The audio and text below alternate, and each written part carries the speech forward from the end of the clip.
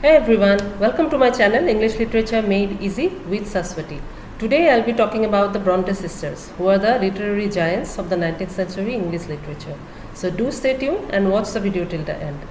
So Charlotte, Emily and Anne, who are popularly known as the Bronte sisters, are well-known poets and novelists of 19th century English literature.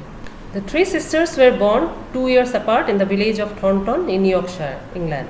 Charlotte was born in 1816, Emily in 1818 and Anne in the year 1820. They also had two elder sisters and a brother named Branwell. They lost their mother in early childhood and were brought up by their maternal aunt and a maid.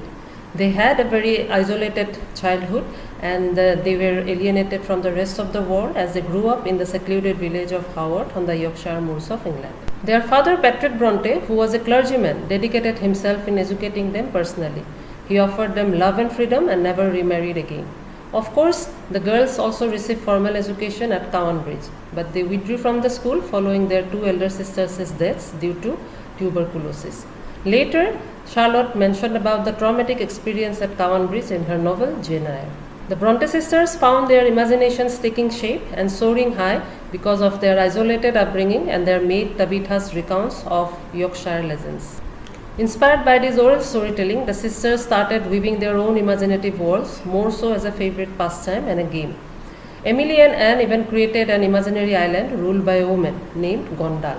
As the sisters grew up, the imaginative worlds they created found maturity, aided by their passion of reading books and periodicals, particularly Blackwood's magazine that their father had subscribed to. The three sisters collaborated together for a book of poetry called Poems. When Charlotte first submitted the poems to the poet laureate of the time, Robert Southey, she did not receive any encouraging reply. Rather, she was told that writing poetry was a man's business and it was not an appropriate profession for women. But the sisters never allowed themselves to be discouraged, and instead they decided to use male pseudonyms to hide their identity. So Charlotte took up the male pseudonym Currer, Emily used the male pseudonym Alice, and Anne took up the male pseudonym Acton Bell. However, the book did not get any attention. Of course, the Bronte sisters got their share of fame and recognition through their individual works of fiction.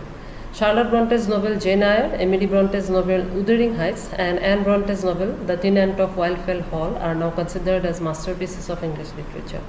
But except Charlotte, neither Emily nor Anne survived to see their works getting recognized because they died immediately after the publication of their works due to tuberculosis. Following her sisters' deaths, Charlotte Bronte revealed the real identities of all the three Bronte sisters. After Charlotte Bronte died in 1855, fellow novelist Elizabeth Gaskell published a biography about Charlotte Bronte called The Life of Charlotte Bronte in 1857. Since it was published posthumously, so Gaskell had to rely mostly on the letters written by Charlotte Bronte to her lifelong friend Ellen Nussey. Today it is considered to be one of the best biographical books written in English literature besides Samuel Johnson's The Lives of the Poets.